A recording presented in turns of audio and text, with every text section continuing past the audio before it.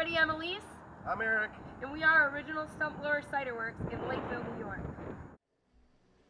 If we receive the grant money, we plan to put a patio on the side of the building to create a community space.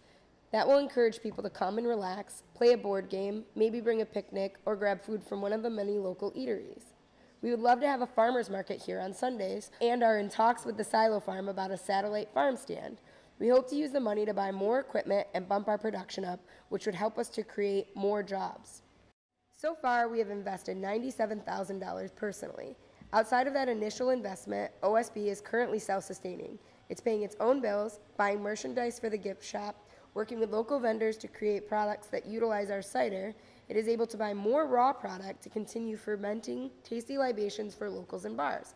Since our last contact with you, we have purchased more kegs and expanded from 5 bars carrying us to 17. We have also bought a van so that we no longer have to rely on family to cart juice from Williamson to here. Okay, so this is one of our tasting flights. We're going to start you out with a semi-sweet. That's our base product. We make 500 gallons of it at a time in the stainless steel tanks. It's just apples, juice, yeast, and science. Now the next two are going to be our hybrid versions of it. We have the pear and the hops. And what we do is we'll actually cook the pear out. We'll get 2 bushels of pears, cook it out in cider, and puree it, then filter it, and then pour it back into our base product. Now number 4 actually is ginger citrus. It's a little bit different fermentation process. We actually ferment it in gin barrels. One of the barrel over there is a gin barrel. So the barrel had gin in it for 3 years. Then it had orange bitters in it for a year after that. So when we got it, we were like, let's do something fun with it, and we just kind of created a new product, and we did a whole new fermentation system. The last one is our whiskey barrel aged. This is the original. This is the 50-year-old recipe that my father and my great uncle used to make in their basement of their farmhouse. And they would say it's so strong it can blow the stumps out of the ground. And then that turned into let's go blow some stumps up, and they were really out in the barn drinking cider. This is our walk-in cooler here. We pour through these 80-gallon holding tanks. All the gas comes in from the back, and then it goes out the wall right there. So these are essentially our kegs.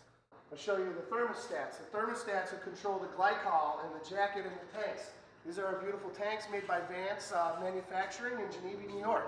So the glycol jacket is the dimpled area here. It's a full jacket, all stainless steel, very high-tech system. Now the glycol actually comes through the pipes from outside and goes to this solenoid valve. The solenoid valve will clicks off and on when the temperature actually changes. So fermentation will actually create heat. Okay. And what I do is I'll go to the farm and get the juice in these tanks. They press the same day, so they start pressing at 7 o'clock in the morning. I pick it up around 11, and it's in my tank by 2 o'clock in the afternoon. A same day press into our tank. The next day I'll come in, I'll put my sugar in, and we'll put our yeast in, and then the fermentation process starts. Okay, so now I'd like to show you the barrel house. This is actually where we do our barrel age fermenting. We use the black button whiskey barrels.